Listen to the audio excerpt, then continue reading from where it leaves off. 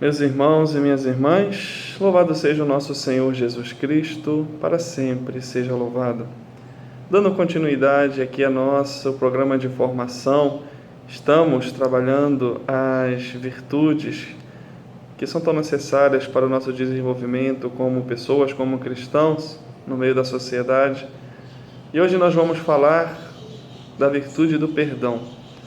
Essa virtude tão simples, essa virtude tão necessária para a nossa vida, mas que também é tão difícil muitas vezes da gente exercê-la, e de modo muito particular na nossa família.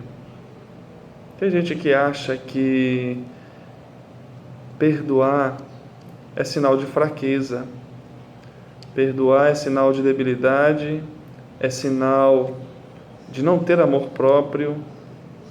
Muitas pessoas acham que perdoar é sinal de ser bobo,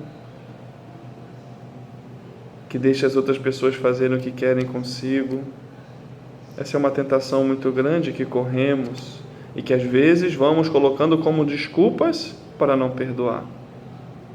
Mas muito pelo contrário, meus irmãos, a virtude do perdão é justamente a virtude dos fortes, porque é uma atitude positiva diante da fraqueza do outro.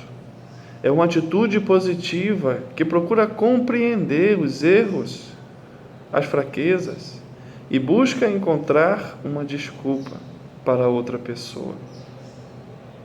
É uma atitude tão positiva e tão forte que foi a atitude do nosso Senhor Jesus Cristo na cruz, aonde demonstrou a sua maior força, o seu maior amor, a sua maior grandeza para com o Pai e para conosco, ao entregar a vida. E lá na cruz, com os braços abertos, diante daqueles que lhe maltratavam, diante daqueles que zombavam, que escarneciam, o que ele disse? Vai dizer o Evangelho de São Lucas 23, 34. Pai, perdoa-lhes, porque não sabem o que fazem. Portanto, meus irmãos, a virtude do perdão é uma virtude para quem tem uma grandeza de coração enorme. Repito, não é uma virtude fácil, porque muitas vezes as outras pessoas nos decepcionam, às vezes as outras pessoas nos magoam, às vezes as outras pessoas nos ferem, sem dúvida nenhuma. Mas somente as pessoas com coração grande é capaz de pedir perdão.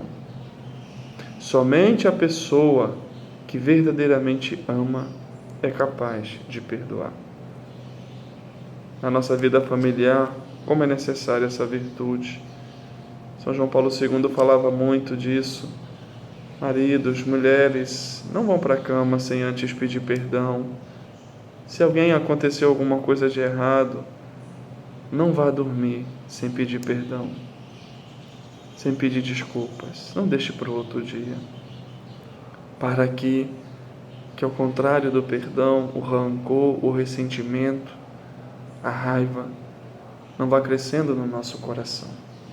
Por isso, meus queridos, precisamos ser pessoas de misericórdia. E só pode ser pessoas de misericórdia aquele homem, aquela mulher que se sabe perdoado. Aquele homem, aquela mulher que é fraco, que é pecador e que tem a Deus como Pai. E que sabe que diante das suas fraquezas, diante das suas misérias, dos seus pecados, sejam ele qual seja, quando arrependidos e humildemente nos colocamos diante da mão de Deus e pedimos perdão, Ele nos perdoa, Ele nos abraça, Ele tem misericórdia de nós. Nós somos objetos do amor misericordioso de Deus. Só uma pessoa que se reconhece assim é capaz também de, diante da fraqueza dos outros, de diante das misérias dos outros, também pedir perdão. E é isso que nós somos chamados. E de modo muito, muito especial na nossa família, onde lidamos com as misérias, com as fraquezas cotidianas das pessoas que erram, que caem. Peçamos ao Senhor esse dom, essa graça de não guardar rancor no nosso coração. E a melhor forma é olhar no olho e dizer perdão, misericórdia, ou eu te perdoo. Essa atitude positiva de saber compreender a fraqueza dos outros, porque sabe que Deus compreende as nossas fraquezas. Só mesmo uma pessoa que é perdoada pelo Senhor, que tem essa experiência libertadora do perdão de Deus, que nos compreende, que nos aceita, pode também saber perdoar. Primeiro, saber perdoar a si mesmo, diante das fraquezas próprias, diante das misérias próprias, para depois saber perdoar os outros. É fácil? Sem dúvida não. Sem dúvida que não é fácil, mas é possível. É possível com a graça de Deus e é necessário para que vivamos dignamente a nossa vocação familiar. Sejamos pessoas do perdão, sejamos pessoas da misericórdia. E deixa os outros dizer o que tem para dizer, falar o que tem para falar. O problema é deles, eu faço a minha parte. Quem é uma pessoa que exerce e vive essa virtude é uma pessoa livre, liberta.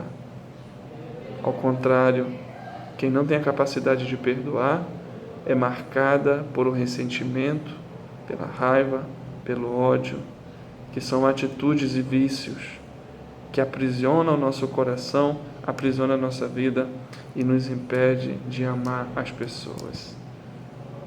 Não tenha medo de ser esse homem, essa mulher forte, que tenha coragem de olhar na cara e dizer perdão. Que tenha coragem de olhar na cara e dizer, eu te perdoo. Eu te perdoo as tuas fraquezas. Eu te perdoo as tuas misérias. Porque Deus perdoa a mim. Porque Deus perdoa as minhas misérias. Porque Deus perdoa as minhas fraquezas. Façamos demos uma olhada na nossa vida, na nossa história, se tem alguma coisa ainda para perdoar em nós mesmos, né?